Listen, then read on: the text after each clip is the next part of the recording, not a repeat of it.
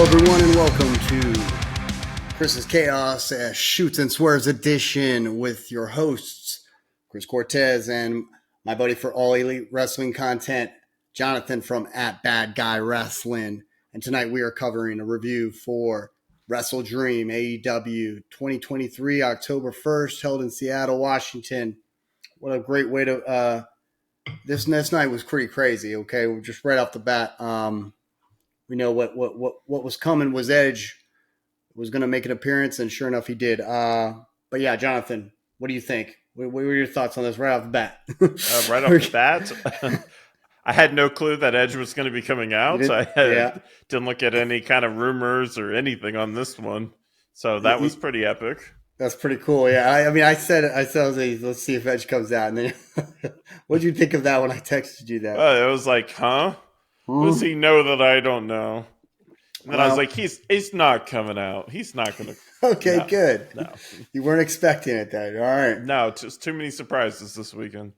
Contract was up for Edge for Adam Copeland in WWE. There were so many talks about him going to AEW online and the IWC, and then the way the card was built up with Darby Allin versus Christian Cage as the main event, kind of set it up for this like big main event, this big like superstar kind of appearance. So we all kind of had. I mean, it seemed like it was in the air, and sure enough, it happened. I wasn't expecting this card. Was the way it was set up was very kind of bizarre. I was not expecting it to be set up this way, but it worked out. What would you think of this show?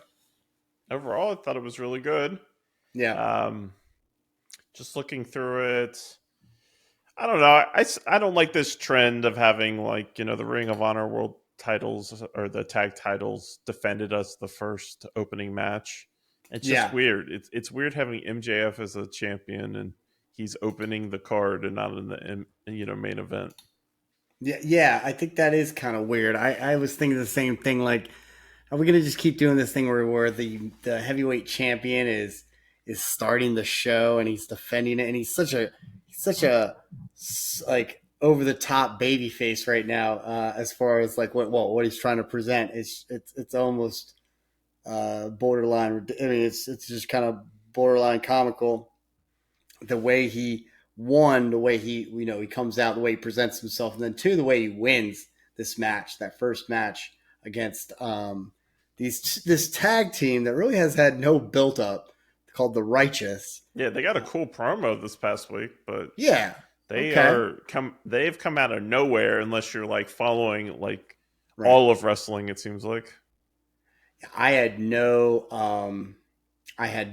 real I had no knowledge of this team that much. I wasn't following much of what was going on the last week building up to this pay-per-view. Yeah, they had a good promo.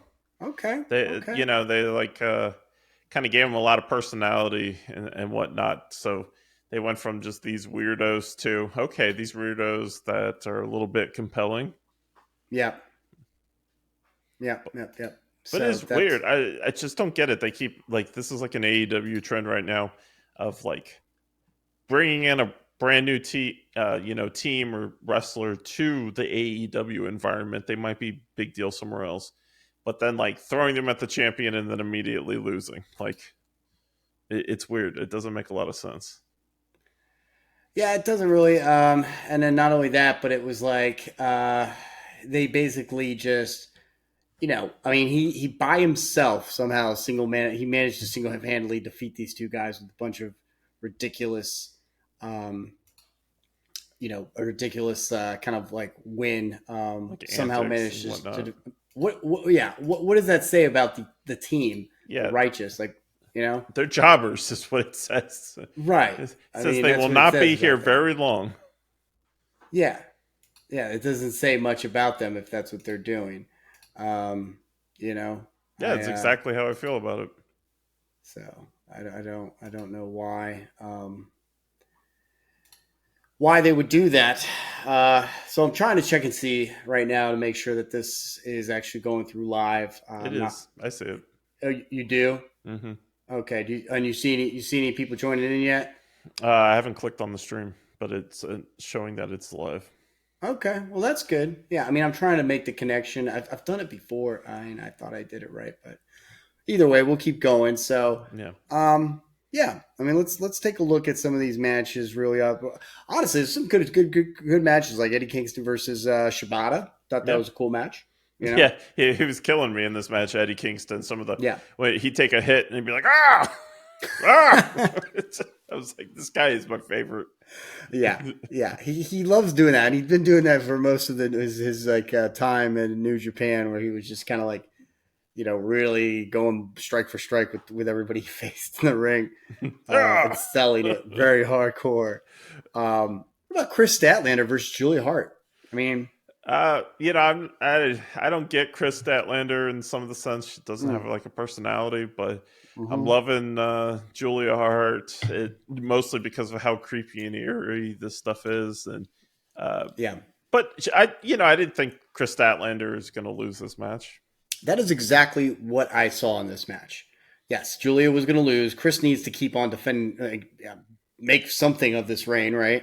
Hmm. I like Chris's look as far as her size, her capability, and skill.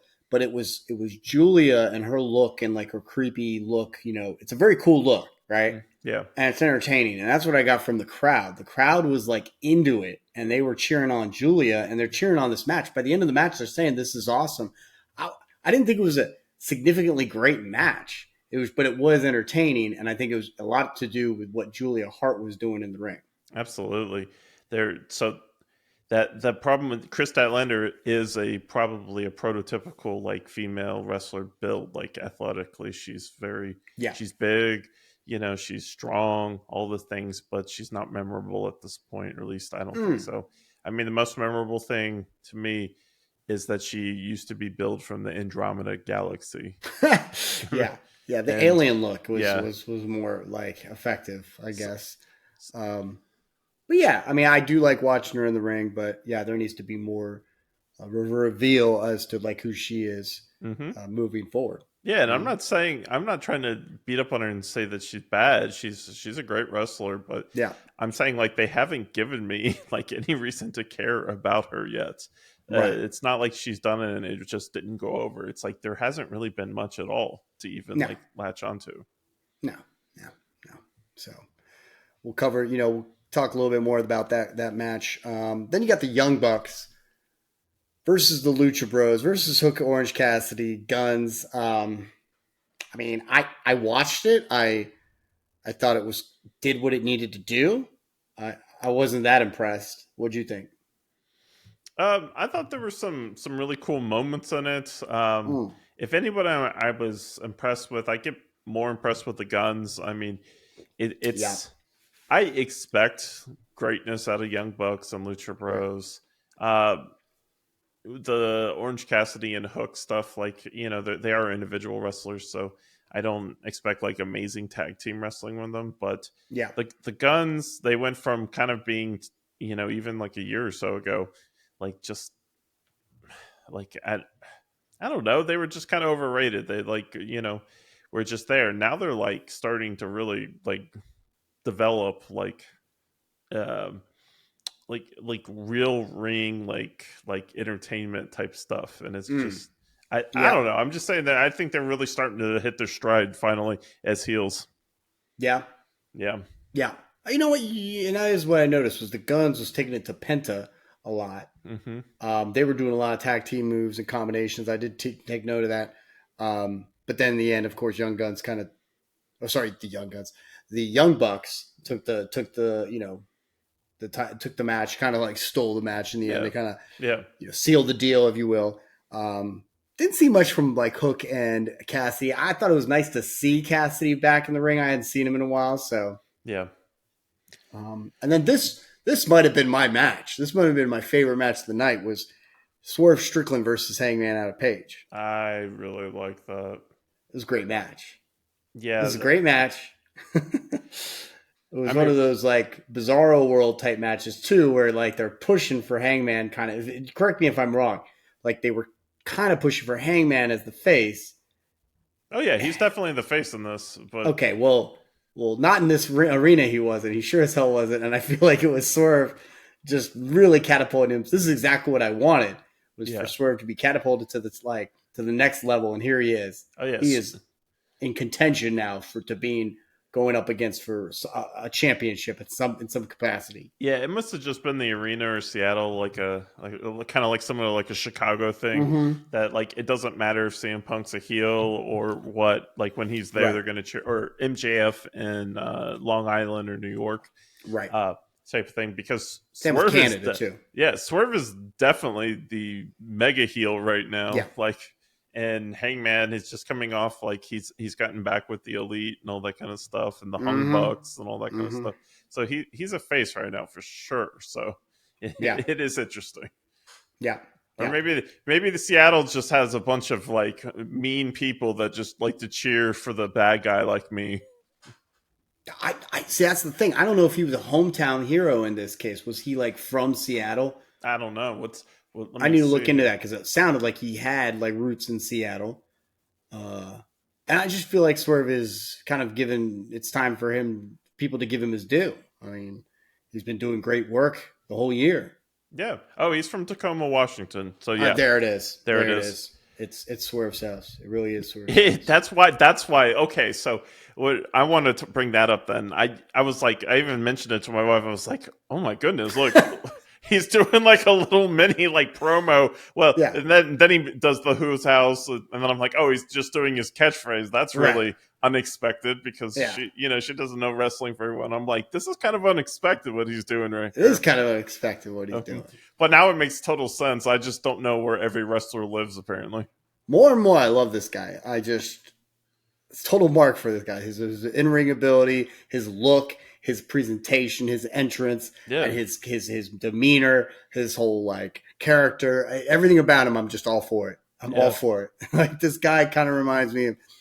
If you look at New Japan, he kind of reminds me of David Finlay. The way his swagger, it's the swagger that he has, that he walks the ring like he owns everything. Yeah, I'm all for it, but I'm looking forward to seeing what he does next. Yeah, because he is championship bound. That's all I got to say about that. Yeah, I could definitely see him. He could easily make a pit stop, hold the TNT title, Sure, and then once he's done, challenge for like an actual world title. I can't remember. Has he won the TNT title before? I don't think he have. No, because I think he was busy doing the tag team titles with Keith Lee. He needs to get a TNT or international title. I thought he already had one in the, like coming. He's going to be I want him. Actually, international title makes more sense. Yeah, as far as his mid card run, and then I do see him winning the AEW World Championship sooner or later. It's going to come to him. Yeah, I just see it coming to him at some point. He just deserves it. Yeah, if he keeps this up, if he keeps doing this and building it up, he's going to be AEW World Champion. That's just even just based on having Moxley and the international title, like it kind of seems like a title that's already above the TNT title as far as the prestige kind of it. Wow, what were your thoughts on that, man? We never got really into this. What were your thoughts on like Ray Phoenix winning the title the way he did against Jon Moxley? And what do you think? Like, unexpected. Did it pull, unexpected, but also like, did it? I talked about this in my last video. Did it kind of blow the air out of like the momentum with this title and like the build up? Yeah. I mean, honestly, this isn't the first time they've tried to bump up, one of the Lucha Bros up until like kind of like that main event type main title kind of hunt. And maybe this is another one, but I've just never had them, at the top on a singles level. I mean, obviously for tag team title, they have won. They beat the Young Bucks, and that disgustingly match that was very entertaining. I love that match. I remember it like it was yesterday, Jonathan. I was watching it on the TV, in my living room, just kind of going nuts. Were we watching it together in the old crib? I think so. It was awesome. We were just like, oh yeah. I was making Eddie Kingston noises from a lot of Eddie Kingston noises, a lot of reactions. That just was very happy to be watching that live when we did. So, So, here's what I was going to say though: is that Phoenix I have nothing against Phoenix winning the title, beating John Moxley. What it is that there was no build, none. Yeah, it was just all right. Next week, here's a match. Here's a guy who John Moxley, obviously who he is. He's beaten a guy in Orange Cassidy who had held the title for so many defenses, and then he goes in and he wins it. So the title's kind of like, just burning for someone to take the title who deserves it, a face, if you will, someone who's like new, and that's great. So it should have been a guy like, it'd be perfect for a guy like Phoenix, but there's no build. Mm-hmm. Moxley defends it twice, 1 or 2 times, like yeah. Give him more defensive. Let him hold on to that title. So they didn't do that. Yeah, I mean, with no build, there's definitely it just doesn't feel right, and so, and then you couple that with like the air, just completely the analogy you have just gone like from this like thing that Orange Cassidy lifted up, Moxley legitimized the title completely, made it a big deal, and then it was like, okay. My only kind of like thought about that is perhaps John Moxley had to take a break. If that's the case, okay. But like maybe because he was doing commentating tonight. He's saying he's off, so maybe there is something going on that I haven't heard about. That's great. Yeah, maybe. But if that's unplanned. the case, what's up? Maybe it was unplanned. Like unplanned, exactly. If it was unplanned, okay, I get it. Like these things happen. But if that's the case, you're gonna have to build up Ray Phoenix. You're gonna have to put a lot more effort into building his reign up. Yeah. There needs to be some sort of. There could be a perfect storyline. Here you go. Like whoever comes and competes against Phoenix should straight up say, "Look, you beat a weak Moxley. You beat a guy who was already on his way out. He was injured. Something was going on with him. You are not worthy of being this champion. And there should be some serious heat, and somebody should seriously call him out on it. Yeah. And then he has to show that he's worthy of holding the title. Yeah, for sure. Like, I guess it's telling, like, if Moxley comes back and challenges or something, like, right? Because you would normally expect them to, have a rematch or Blackpool Combat Club get involved or something like that. So if this is just a clean handover in the sense of like, well, he probably hurt himself and needs a month off or something. Here you go.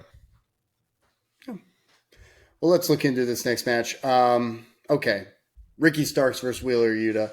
A good match. Again, kind of didn't see it going too far. Was a fun little match. Liked what Ricky did, like what Yuta did. And of course, there was no other expectation other than Ricky Starks wins this. Yeah. So. He's in the Blackpool combo. He's with the big boys. Moxley's on commentating. He confirms. Okay, so I'll talk. I want to get into some notes about this one because this is some good stuff here to really get into it. Okay, Jim Ross and John Moxley are on commentating. Right, they're on the table. Mox points out that this is Yuta's first singles match in AEW, like his first singles match in AEW pay-per-views. Yeah, so that's a good kind of stepping stone for the decision has paid off to join the Blackpool Combat Club. If we're going kayfabe here, Mox confirms, okay, that Yuta is in fact the whipping boy of the BCC. And there's nothing wrong with that. That's a good thing. That's nothing to be frowned upon. I still love that promo Claudio did, where he's like beating him up during the promo and being like, "Well, congratulations, you beat Yuta. We beat him all the time just for fun like this." He's like uppercutting him, and you're just taking it. And then he does his next line of the promo. I love it. Okay, well, here's what I loved. Okay, building up to the match. This was on Grand Slam, building up to the match against Kingston. Claudio's like doing warm ups. Okay, and all of a sudden he just like strikes Wheeler Yuta in the gut. Okay, and then like gives him a little hug. Okay, yeah, get back into it, and let's go. He's turning into the Spike Dudley. He's like the Spike Dudley of the BCC. That's what he is. He's totally a little bit better, but still, kind of he's the whipping boy. I mean, that's it. Oh yeah, this is a young boy type thing or something. Yeah. One of the things that I wanted to point out is that Big Bill comes out during that match with against Ricky Starks, and like it kind of set it up for like Big Bill to maybe get involved, and he did a little bit, but not too much. Okay, nothing too crazy, and kind of set up for like I thought maybe there might be some interference to the point where Moxley could very well attack Big Bill, Yeah. set up something, but there was none of that because Mox clearly is out, like something, Yeah, he's on commentary, and He's on commentary. he didn't get up and run down there and interfere. Didn't get up. Yeah, he's like yelling at him things to do. Right. So instead of I gotta go right now, a lot of make him pay for that shit, for Mox. Okay, Mm-hmm. a lot of that. All right. And he's like, yeah, you see, he can do it. Yuda's in control, Yeah. And then he talks about, it's a Rochambeau for the victory, by the way, but. Mox is like, yeah, no, this is no big deal. We're looking out for you to, for 2 years down the line, not for anything going on right now. This is all just experience. Yeah. Okay. So here's another match. And okay, so this is obviously my favorite match of the night. This one and the Swerve Strickland and Hangman match. I think those are my top two favorites. Kingston match and the Shibata match was great. It was getting a little intense though. Just going back to the Kingston Shibata match was getting so crazy with Shibata like taking all these hits and just getting right back up. That's the one thing I will say. Kind of almost like shied me, like kind of like made me feel a little bit less like invested, or made me feel like I don't like this match as much because I felt like Shibata, this guy, and he doesn't always do this, but he's just no selling like things that Kingston's doing to him that anybody else would just get knocked out if they did, if they took his hits. You know what I'm saying? Yeah. I'm guessing that has to do with the strong style or something. It does, but at the same time, it shouldn't. It doesn't always go that far, But this is definitely up there. This is tied for my favorite match, without a doubt. Brian Danielson versus Zack Sabre Jr. I'm never gonna stop with that. Match. What did you think of that? I mean, it was very entertaining. You like it? Yeah. Yeah, I mean, for staying power, I mean, I can't tell you how the match actually went from my memory. Like, it was a bunch of, real technical stuff. Right. So. And that is Zack Sabre. That is a Zack Sabre match. I know. It's fun in the moment, but it's just I don't know. I'm never going to really remember it. I'm going to remember that it happened. Yeah, some of the things I'm going to remember about this match, okay, that if you want to get into it, is that one, the arm was the story, the big arm, the issue with Brian's arm, okay, following the Okada match, okay. Yep. Two, just being able to go hold for hold and being able to kind of tire each other out for the moment, like after each, then they would kind of release after going hold for hold, technical for technical maneuver. Brian was the aggressor. I'm sorry? Brian was the aggressor. Brian was the aggressor, but I feel like Zach was able to kind of counter his moves to the point. I felt like the story they were also telling us here is that Brian had never really faced anybody like Zack Sabre Jr. before. Yeah. And I almost felt like this. I mean, I really did think, okay, Brian's going to win. And even more so once I remembered, oh shit, it's in Washington. This is his hometown. There's no way he's going to lose. But more so than anybody else, I thought this guy posed a threat because he was doing things, in the ring that just Brian is not used to.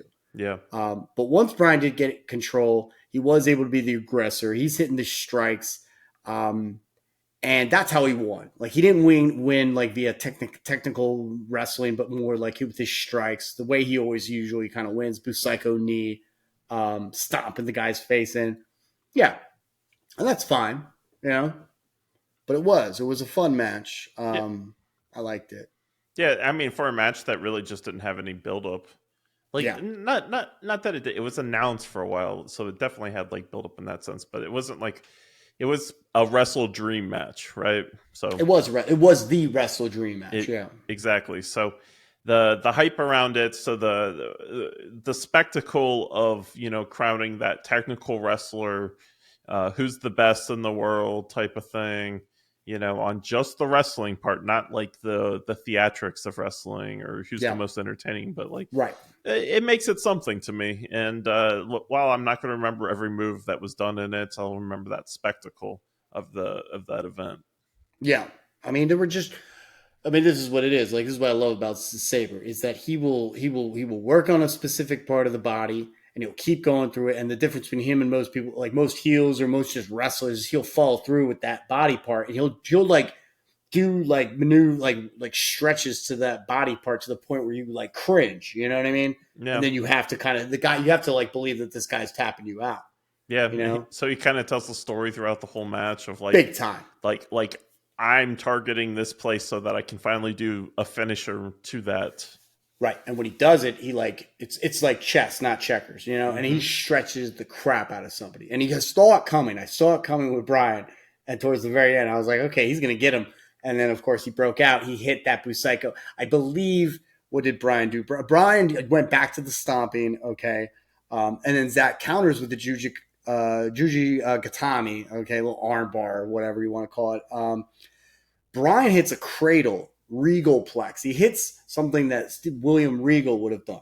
Okay, they called that out, and then of course Busaiku knees. Okay, and then another Busaiku knee for the pinfall. That was it. I mean, it was kind of like from then on. Okay, this is how Brian's going to win. But it was interesting to see just the way in which Zach was able to kind of counter maneuvers and kind of slow down Brian's momentum. Every time he tried to shift into fifth gear, sixth gear, he would kind of like pull the brakes on Brian and be like, no, watch this. And I love the joint manipulation. He definitely made that look good. Oh yeah, with like the snapping back of the fingers or was that Brian doing that? I don't remember. That was Sabre doing it. That was Sabre doing it, yeah. That was Sabre doing it. So I don't know all his movesets and everything, so like I've only seen him once or twice on, so for a casual like myself. well, no, you've only seen him appear in AEW like here and then Forbidden Door. I mean, that's it. So like, it's like if you don't watch, unless you're watching New Japan all the time, like or like some like English promotion, you're not going to get to see Zack Sabre. That's why like I bought into this guy a couple years ago. When I first saw him in 2016, I wasn't sold. I was like, because he was a little bit slimmer, he was a little bit more like he was a little bit younger, and he had this kind of move set going for him, but it wasn't nearly as entertaining as he's perfected it. He's perfected it, and he's gotten bigger, and he does attacks. For anyone that tells me he's not entertaining, they can go to hell because he really is entertaining in the ring. And he will fight you on this. You're damn right. He does things like the neck crank. Did you see the way he uses his legs to crank the arm or the neck even? Yeah, that's what Chris is going to be doing to you if you don't like him. That's what I'm going to do to you if you don't think this guy is entertaining. Yeah, exactly. You don't have to like him, but you better think he's entertaining. Damn sure is entertaining. Okay, people don't like his stuff, and that's fine. Hey, if he's not your cup of tea, that's great. But you can't tell me this guy can't put on a hell of a match with anybody in the ring. So, I'd love to see. Okay, now following through with this match. I was thinking about this, and you tell me who do you think is going to be the guy to actually beat Daniel Bryan? Because what he's doing is it seems to me like he's going on like a tour.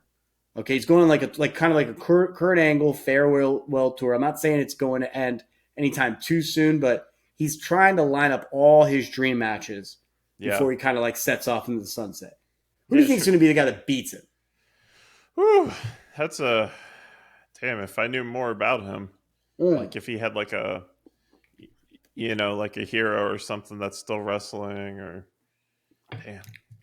So, is it going to be like a Japanese wrestler or something? I think if it would be one guy, if he goes after one guy, it's going to be a Japanese wrestler, and it's not going to be a Japanese wrestler, but it's going to be a guy from New Japan. Mm-hmm. I could see it being Ospreay.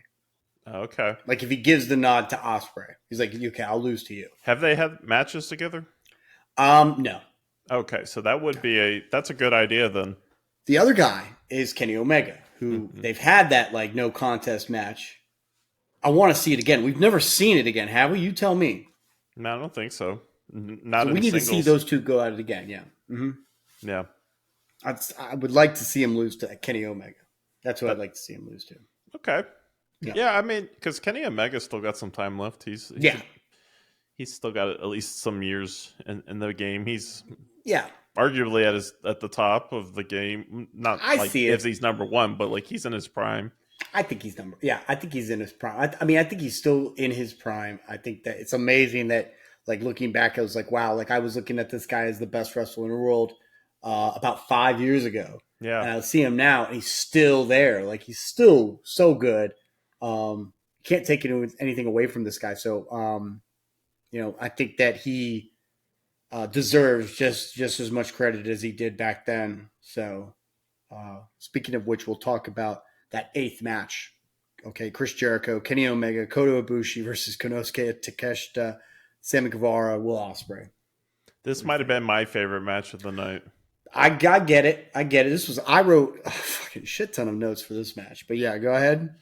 I mean, really, this is like the coming out party for the Don Callis family stable. Like, I tweeted about this of like, you're putting together like these 3 individuals that might become more mighty, or this is, I'm adding onto it that, the parts or the sum is greater than the parts on this one, just because of the Don Callis effect. You've got, and so I was saying, like, you have one person who's like an international wrestler that's like needs to learn how to be able to like tell compelling stories without having a language having a language barrier. Right. And then, Ospreay, like, he might already be a great wrestler, but he's not well known. And exactly. Like, getting more exposure. Yeah, exactly. And you put Don Callis with them, and it's like immediately the focus is on him, so he can go be him and test out, is this guy a superstar?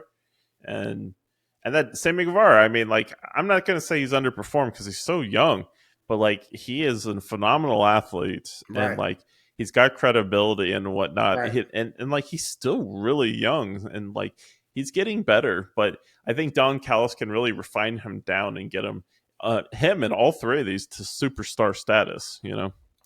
Ironically enough, it's the small guy, the newest guy member of the Don Callis family, who's the most well known in AEW, Sammy Guevara. Absolutely. And he's probably the most, I mean, honestly, I think that like when it comes to high flying maneuvers and whatnot, he is like maybe very well the most like incredible high flyer in the whole business. Like he does it seamlessly, and he does it with grace. He doesn't even, he's the guy is really good. And I'm not even one of those guys. Yeah. I'm not even one of those people that likes high flyers that much. I like him though. Yeah. I like his attitude. I like his look. He's just so good at being a heel. Mm-hmm. This team has, like you said, coming out party for Don Callis family. I think that if you put these 3 together, like, you could probably stand them up against any other 3 wrestlers in the whole business. What do you want me to say? Yeah, tonight they became in my eyes, a legit stable, and also a stable that like means something, that like can make some noise in AEW. They're legit. They're very legit tonight. I mean, what are you going to do? I mean, imagine this. Like, let's say you put this team up against a Daniel Bryan, Wheeler Yuta, and Claudio. This team's going to win, probably. This team's going to win. Yeah, exactly. You switch out Claudio, you put in a Mox, this team's still going to win. Like, what do you want me to say? Yeah. This is a good faction. They need maybe 1 or 2 more, but they're ready. Yeah, I mean, like, there's... I mean, if you have like Mox and Daniel Bryanson and Claudio, maybe they win if it's like a hardcore match or something. But this team collectively, like any kind of championship run, as far as from a singles, like Ospreay going after the the world title, or you got the other 2 doing tag teams, or they could all be 3 trios or whatnot, like it all makes sense, like, because they're a really good individual talents, and they're only like getting better by being all together, I think. Yeah. I mean, it's exciting. I'm very much looking forward to it. And here's the thing: they look good in the match too. It didn't look like taking the little kids out to school. It was like, damn, like they look like they should win this match. Yeah, that was kind of the scary thing. It was scary because like I felt like they were like just overpowering, dominating the other team after like a while there. Like you could see that they were just dissecting and just kind of isolating each member. I was like, man, I mean, and there were times that Jericho and and Omega, I mean, and Kota Ibushi were doing a hell of a job. They were doing good teamwork. I mean, it could have gone either way. Though. They don't like each other. Yeah, they don't like each other, really. I mean, except for the Golden Lovers. But, like, yeah, I mean, there were some cool moves here and there. A lot of F.U. Callis chants. I liked that. Yeah. What do you think of that entrance? You got the Last Supper, and you got Don frickin' Callis in the, in the position of Jesus. I know. It is. Like Paul Heyman, Blasphemous. like, you know, you love to hate him, but this guy, man, he really wants you to hate him for Big time. real. Like, not even like understanding that it's fake. He wants you to I hate him. let me explain something to you. If I was in the room with this guy, I would not want to talk to him. I don't want to talk to this guy. This guy is like a piece of shit to the fullest. I do not want to talk to this guy. That's the problem is you don't think that he's acting. You think this is like, yeah, he's a wrestling promoter. This is him. Yeah, this is a guy I do not want to make a deal with. Okay, Yeah, you're going to be he's gonna sorry screw for me whatever. over. Yeah, Yeah, exactly. I don't want to leave him in the room with my dog or anything like that because the dog's probably gonna end up, sick or something like that by the end of the night. Yeah, and here's a note. All three of these guys, from Guevara to Takeshita, and obviously Ospreay, they're all heels, and they're all probably better as heels. And so, Yeah. like, if they can learn from Don Callis on like how to be compelling, how to like make them eat it up on the camera, like I do when he's out there, like, Yeah. he's a piece of shit, but I love it at the same time. Oh, it's fun to watch. That's for Yeah. sure. Yeah, so if they can rub that off on them, like that is like three of them that would like do really well if they Yeah. can just like get to that last part of the equation. I like the way that Jericho was kind of fighting off. I mean, the way he was fighting off the other guys, the callous side of things is pretty fun because he was definitely showing. I think he's showing off his best self, just working with the two other guys, but also like when he was singled out, he would fight back. Still a lot going on with Jericho. Still a lot of strength. Like still a lot left in Jericho is what I'm trying to say. Like he's so good in the ring. Like he's so good at what he does. Yes, Jericho, please bring back The Rock and wrestling for next year. Yeah. Yes, that's what we're hoping for. I can't ever like imagine a time when Jericho's gonna like kind of like take off the boots. But one thing I will think of, it got me thinking about was the match against him and Guevara. I guess it was a Dynamite. Yep. Where Guevara did attack or did low blow Jericho. Now, I don't know if you knew this, but this was essentially just a mirror image of WrestleMania 19 with Jericho and Shawn Michaels. Yeah. This was basically, exact same way. It was just now Guevara was playing the part of Jericho, and Jericho was playing the part of Shawn Michaels. Yeah, I mean, he's I'm sure every time I've heard him talk about wrestling, he seems like he's the historian of wrestling and all this kind of stuff, knows all about it. Like, so I'm sure he knows all these different matches by heart and, sees the parallels and is paying tribute to that type of thing or knows that it did well before.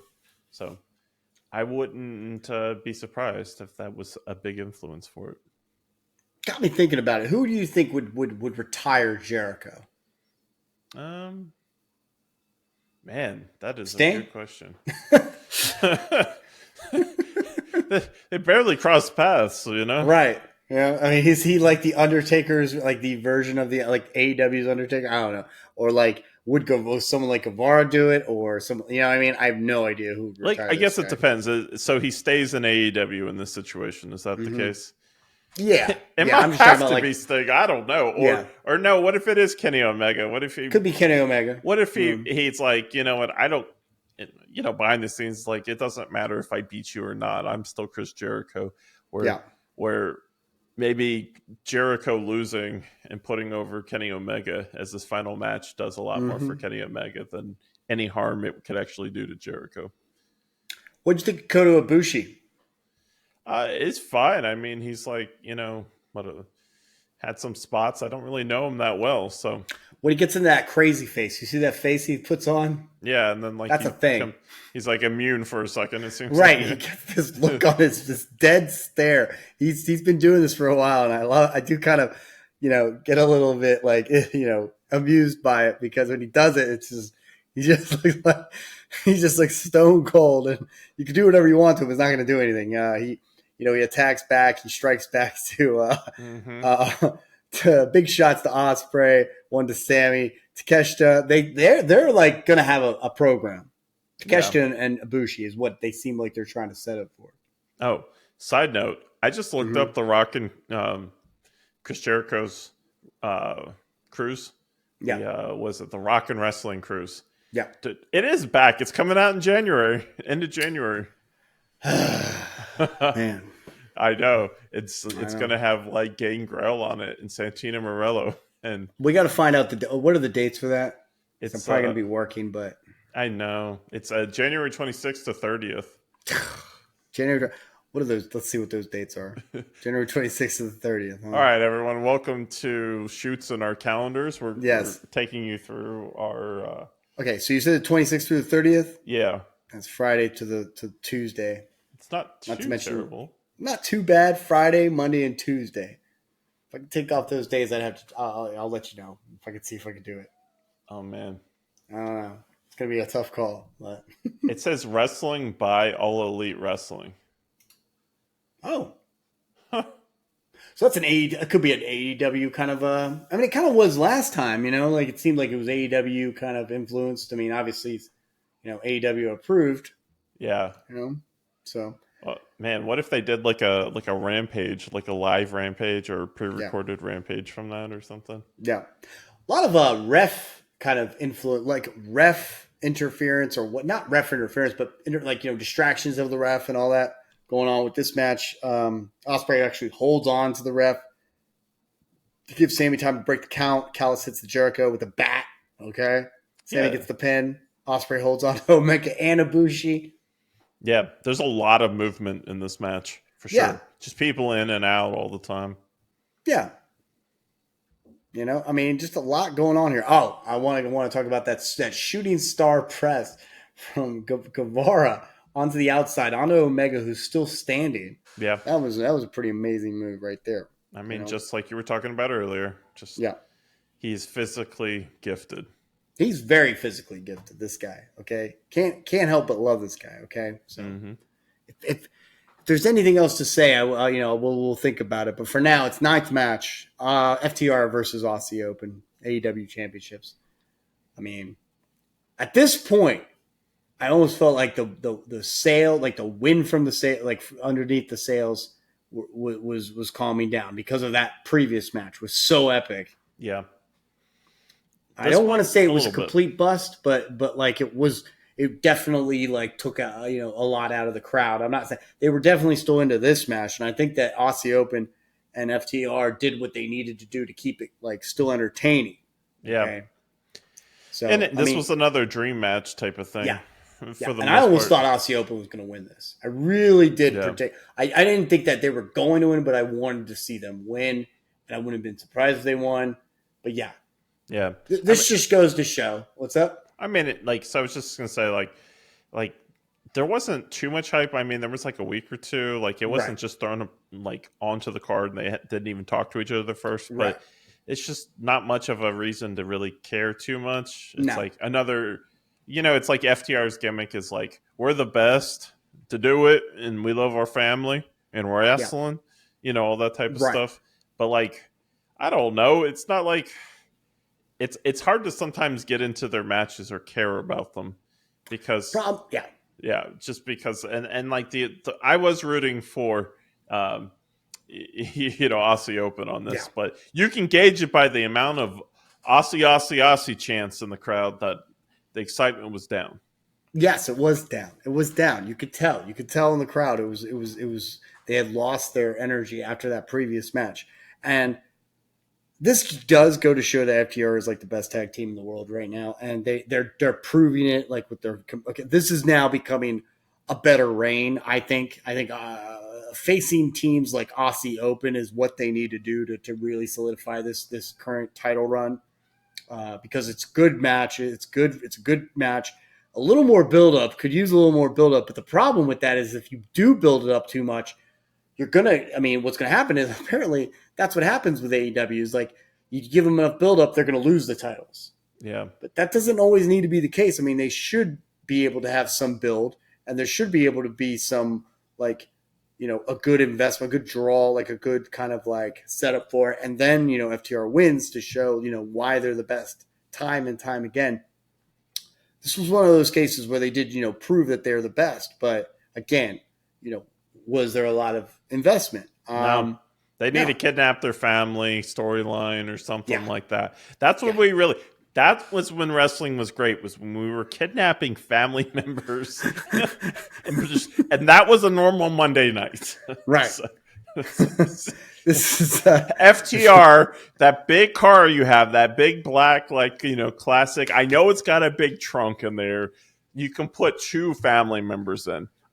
So that 2 of you, 2 family members, and then you can easily start a storyline that compels me. right. Like you got their daughters literally sitting on the side of the ring, being held hostage, if you will, against their will. I'm coming to get you. As FTR, is trying to win in order to reclaim. They're driving through dirt fields. I'm coming to get you, baby. Reclaim their children. I love you more than I love wrestling, but but by much. But I'm gonna prove it by wrestling. Yeah, exactly. I'm gonna beat them and show you how much Daddy loves you. There you go. That's the truth. We can stay with I love wrestling and we're the best tag team in the world, and and that's what we do, storyline. But let's add a little flair to it. So let me talk a little bit about this match. Let's get back to reality for a second. Yeah, let's go back to reality. Cash and Dax really had it controlled starting out with this match. It wasn't until I feel like it was Davis, who the bigger dude of the Aussie Open, hits that slam senton. Okay.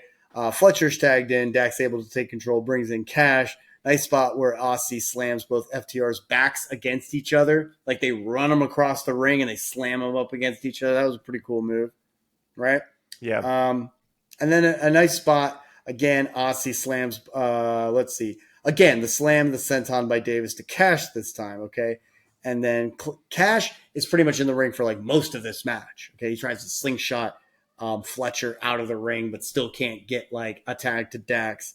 And just a lot of that going. A lot of what I was going to really point out here is that a lot of the times Cash is looking for a tag to Dax, but Dax is nowhere to be found because he's been knocked off the ring. And then when Dax is going to try to make a tag, he's been knocked off the ring. So it's Aussie's trying to isolate the FTR at any given moment. And that was their whole strategy. It seemed like that was the whole story going into this match. Yeah. Until finally Dax and Cash are kind of working together as in unison. And you get just a whole shit ton of shatter machines, okay, going on, okay? And that's where I thought that Aussie Open might have had it, because they literally had hit 2 shatter machines. And Dax kicks out. You get a spike pile drive, pile driver to Davis, but a suicide by Kyle Fletcher, and then Cash with the uppercut, super shatter machine to Kyle Fletcher, and FTR is victorious. I don't know if you remember that. What did you think of all this? Yeah, I mean, when Aussie Open hit the shatter machine, right? And then I don't remember what their actual finisher is that they did right after that. I was like, that should be over. They should be the new title holders. But that was the surprising thought, because I never thought that FTR would even lose this match. I thought it was a given. Okay. Even though I do really respect Aussie Open. Right. But I just thought it didn't make sense for them to lose it. So I was like, I was actually shocked. I was like, oh my gosh, they kicked out of it. Okay. And then, they did that pile driver or something on the apron, and momentum completely changed. They, like you said, did all their moves, and shatter machine, and then the pin right there, clean right in the middle of the ring. And so, they look great. Good match. Good compelling match. Yeah. That was cool. Again, top guys out, right? Yeah, times 10 or 10 times 10, 10x. I did not, and it was interesting. It was just the variations of the shatter machine that Aussie Open was able to deliver. I thought that was really cool. Always interested in watching them, so I'm glad that they're getting the exposure that we were hoping for. Yeah. Speaking of crazy ass storylines that with a build, let's talk about this main event. Mm-hmm. And this is what we're talking about. You got freaking this dude Nick Wayne, right? Yep. His mom is involved. His dad apparently his posthumous dad, right? Because his dad died, right? Yeah, and he's talking about the way in which Christian. Tell me the story, Jonathan. What's going on with this? Well, basically, Christian's been messing with him. He like, and then after he starts messing with him, he tells him he can be his mentor, and like Right. he's gonna mentor him, even though he's like sucks and like his dad sucked and all this stuff. Right. And then he's been like kind of like Cordy. hitting on his mom from a Yeah. distance and stuff. So Right. like he's just like trying to son him and be like, I'm gonna date Trying to your make mom. he's trying to big earn him from Kingpin. Yeah, and just like he's dadding him in He's some dadding senses. him. He's like, I'm your Yeah, it's like I'm gonna be your new daddy, is what he's saying. But he's like, and he's pulling it off, kind of, isn't yeah, he? oh yeah, absolutely. I said in this comment, this is the best version of like This is Christian on another level. I like this is the best I think I've ever seen him. Ever. Like, I mean, the way he comes down to the ring, the way he's like standing in the ring when he's being like his name is being introduced and whatnot. He's just sitting there with his head up. I was like, God, I love this version of Christian. It cannot get any better. So smug. Yes. Such a piece of shit. And then you got Darby in the mix of this stuff. He's trying to get the TNT title, okay? Yeah, he's got that writing on his back or something. Like Yeah. the new face of TNT. It's like, no, you're not. You see Nick Wayne come out to like give him a hug as he goes out there. I'm just thinking the whole time, I'm like, Sting can't come out. So it's got to be up to Nick Wayne to help out. And Nick Wayne's going to freaking turn on him. Yeah, Nick Wayne lost to Luchasaurus on the pre-show. Right. And so I did not see that. Did you? No, I didn't. Yeah, I didn't me watch neither. it, But I heard about it. Yeah. So, so he comes out there, and they have the big turn there, and that's hysterical. Like this guy got his ass beat by Swerve that one time, and he's just getting his ass beat all over the place. And now he's gonna be a heel. I love it. Oh, I love it too. Like I just, you could tell. Like he's like, this is for what you did to my mom, what you did to me, what you did to my dad, and then sure enough, hits Darby. It's ridiculous. You saw it coming. You had to be crazy if you didn't see it coming. And then gets his ass beat later.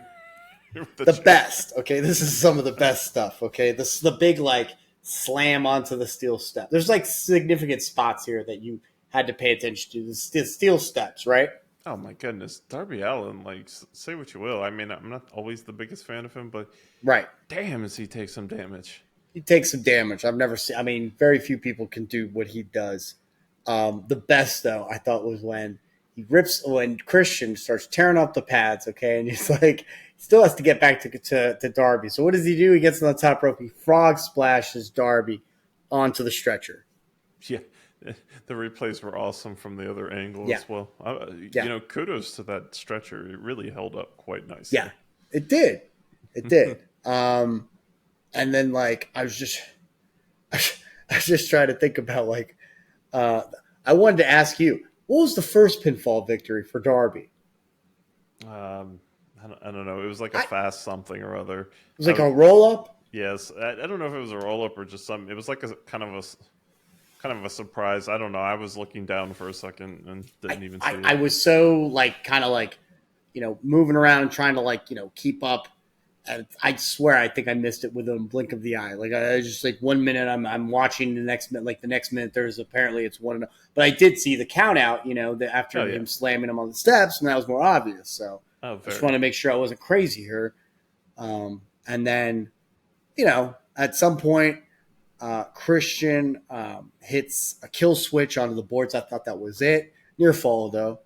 Scorpion Deathlock applied. Rope break by Darby. Darby hits that death drop. And then the coffin drop for a near fall. Goes for it again. Christian takes out the legs. He goes for a suplex to the steps. But instead, he can't pull that off. So what does he do? He hits that sunset flip powerbomb onto the boards. Christian then spears the ref. Big low blow to Darby Allin. Nick Wayne, of course, takes the title from Christian, and then, of course, we see him hits Darby, does Wayne. Mom is shocked. Did you see that? Yes. Mom was like, "Why? This is what we're looking for, right?" She gets it. She knows how to sell. She does know how to sell. Yeah, I mean, she comes from a wrestling family, so she knows what she's doing. Yeah. Christian's smiling, like, "Good boy. You did what you needed to do." He does. He's like walking away with his head down and everything. Yeah. Like, it was great. Yeah. It's the one thing, gets the 1, 2, 3. You see Sting come out. I think it was important that Sting came out to try to like he beats up on Christian and Darby, but then gets attacked by Luchasaurus. So like, okay, Sting's still on Darby's side. So that is when you're like, okay, it's 3-on-2. Who's coming in to fill in? Mm-hmm. You get the lights out. You get the. They said, "You think you know him instead of you think you know me," and you get the Alter Bridge song. They've bought the rights to that song. It's amazing. WWE does not own the rights to that song. I mean, that's owned by some company. They probably pay like, annual. They probably have some sort of annual contract with Edge to have the rights to that song. And sure enough, that probably died when Copeland, when his contract died. So, yeah, I had a feeling they were going to buy that song, or I thought they were going to buy. If they were going to buy that song, I thought maybe we were going to hear the Rob Zombie song. Mm-hmm. Either one would have worked. Yeah, either one would have worked. But they went the right way with Alter Bridge, and then they said they called him Adam Copeland. They can't use the name Edge, which I do think kind of sucks. I do feel like Edge should have his name. I mean, that is his name. I get it, but it's not going to matter though. We're still going to call him Edge. Like, he's Edge. I don't care. I'm calling him Edge. So Edge comes down the ring, does his little. I mean, he does his whole entrance. You know what I mean? It's not like he's even trying to save anybody. He's just making his entrance in. But of course, that's enough to keep Christian, Luchasaurus, and Nick Wayne at bay. They hand the chair to him. He's like, yeah, give me the chair. I'm on your side. But of course, he strikes Nick Wayne, Luchasaurus. Christian powders the hell out of there. Mm-hmm. Flosses the TNT title. The best look on his face. Yeah. Like when Edge's music hits and he's just like, yeah. I almost feel like he was like in awe just at the fact that his buddy was now in the company with him. That's about it. The best thing is, so obviously there's going to be a feud or something here, but one day they're going to reunite Edge and Christian. Yeah. This is something. Yeah, they have to. They're probably going to win the AEW titles at some point. Okay. Like the go tag against titles. The Hardys or something. I do think Edge is going to make a promo about being like, look, I said I came back to win, to have one more run at the world title, but I didn't say which world title it would be. Mm-hmm. It makes a lot of sense that if he's going to win a world title, he has to win a world title. You know what I mean? Yeah. He has to have it in his contract. This is very interesting. I mean, this is the first time that we're seeing a WWE wrestler come to AEW since like CM Punk essentially during like the wars. I'm not talking about Jericho. Jericho was kind of like already in it with AEW once they started. Yeah, I'm talking the last about person would be Daniel Bryan. Yeah, you're right. You're absolutely right. Daniel Bryan though has not won a title yet. He has not won a title in AEW. You're absolutely right. I'm trying to think though because he seems to fit so well with WWE. I'm sorry, with AEW, and he wasn't. Here's the thing, though, he wasn't a WWE homebrew guy, like kind of like Edge was. Mm-hmm. Edge has always been WWE, Yeah, Daniel Bryan had the Ring of Honor stuff, right? Yes, Daniel Bryan was like a Ring of Honor guy before this, and then you got, of course, CM Punk. I feel like CM Punk's going to go to WWE. He should. He has to kind of make like some sort of contract with WWE. And you got Cody Rhodes, going to WWE. I mean, there's going to be a couple more switches here. We really are like in the midst of a war between AEW and WWE now. I mean, now it really is in full swing. Last week you had the women's wrestling change here, right? And Jade Cargill. Go into WWE. I mean, that's a great huge pull. Huge pickup. Yeah, and that makes sense too. And it's not like AEW really needed Jade Cargill. It's not like they couldn't use her, but at the same time, it made much more sense for her to go to WWE. There's not a whole lot of top like talent on women's division in AEW. So like Jade Cargill can go to WWE and go up on the lengths. Sasha Banks, or not Sasha Banks, Bianca Belair, and Nia Jax, and, But here's the thing. This is what makes it so great is that you're going to get somebody like a Jade Cargill. You're going to get some mid card talent from AEW, switch to WWE, and then WWE is going to take that talent and push them to the stratosphere. Yeah, like it's what MJF. they did with Jericho. It's going to be MJF probably. If MJF ever does switch, if he ever does get thrown into WWE, you're looking at like the next like Rock. You know what I'm saying? Like this guy is on another level. I think that's going to happen. Like I don't know that I necessarily wanted to, but it's just I don't see it happening anytime soon. But it's just next year, and like they're going to give him a contract offer. Of course they are. I wouldn't be surprised if that's the thing. I wouldn't be surprised if he already has a contract going into 2020, like say 2026, and this 2024 bidding war is just going to be a story. Honestly, he hasn't done it much because he's kind of like a pseudo face right now. Right. He stopped. We'll doing see. That. Yeah, we'll see. But what's to say if like a Randy Orton didn't show up in AEW? What's to say if like trying to think of some other guys from like WWE that just really could use a switch to AEW, you know, well, you like might a have Seth Rollins, a few guys that got fired here recently. Exactly. Yeah, like who's been fired recently, Jonathan? Let's see, like Dolph Ziggler was fired. Yeah, I could see Dolph Ziggler going to AEW. Yeah, not definitely. That they really care about it, but he's gone. Who else did we get? It wasn't like a crazy amount of like top names or anything. They were either like Shelton Benjamins, like the people that are on their way out. And I think there was one. I kind of want to see Finn Balor go to AEW. I feel like he would fit there perfectly. Better. Yeah, absolutely, because like if he can't get the world title on like not from Roman Reigns, but if he can't get from Seth Rollins, he's probably tapped out. He's probably never going to get. He's ever anywhere. Oh, other guy, Elias. Elias was let go. Dolph Ziggler, and a bunch of NXT kind of people. Sad. Yeah. If I was AEW, I'd want to pick up Elias and take him right back to where he was and like build him up like crazy. Build him up because he could have been a superstar. He was. I mean, he was a superstar. So yeah. I mean, he was over for sure, especially with the music aspect and. I feel like people still kind of even wanted to like him with his brother gimmick or whatever. Yeah. So. Didn't like it, but I get it. Like the guy was very likable. So Matt Riddle. Matt Riddle. Oh, he's got to be AEW bound. He's got to be AEW bound, and he could be a champion. Like he is AEW bound. Like he will fit the mold perfectly. So yeah. And then if you do get Randy Orton into AEW, then you got Matt Riddle too. You got that tag team, and then they could feud. They could do what they were supposed to do, in WWE. Yeah, I mean they did it, but then the injury came into place for Randy, right? Yeah. Well, it's been a good one. We've covered a lot.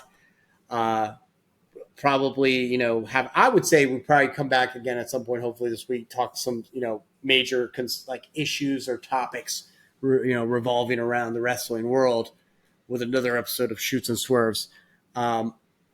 We will definitely talk a little bit. I'm trying to think. I'm going to be going to Pittsburgh this weekend. But any plans for the weekend, Jonathan? It's my anniversary. So. Oh, well, damn. You definitely got an anniversary. You definitely got plans. Something's going on. Yep. We'll talk about that later. Yeah. I'll give you a full play-by-play recap. Yeah, give me the rundown. Give me the rundown on that. So, but we will get together soon, guys, with a Shoots and Swerves episode. I will be covering New Japan. Jonathan, what do you got going on your side of things? I'm going to be talking about Jay Cardigan in detail between the two promotions, and I'll probably do some more storytelling aspects with this pay-per-view and things like that. Okay, yeah. If I do get into a little more about the matches, I might go in a little more detail about it, but I'm not really. I feel like we covered just about every key detail. I really just wanted to make sure that we covered this the moments, and there were things. There's so much going on. I almost wasn't going to be able to capture everything, but I feel like we did a good job getting what we needed to get. Looking forward to October 7th, but most of all, looking forward to October 9th. If you're going to want to watch a New Japan Pro Wrestling match, it's going to be that or card. It's going to be October 9th. Okay, got Sonata versus Evil. Yep, that's a big one. It's a big one. Yota Tsuji versus Ospreay. I saw that while I was on the plane in Hawaii or something. It was a good match. I enjoyed that. and a couple other matches. But yeah, it's going to be and Naito versus Cobb. That was a good match. But anyways, I digress. Guys, if you haven't already done so, please hit that like button, hit that subscribe button, and make sure to join us on Twitter and Instagram. You got at Bad Guy Wrestling as well as at Channel Cortez 33. Guys, it's been a pleasure, and we will see you next time. Okay, you have a great night, and hope you enjoy your week. Take care.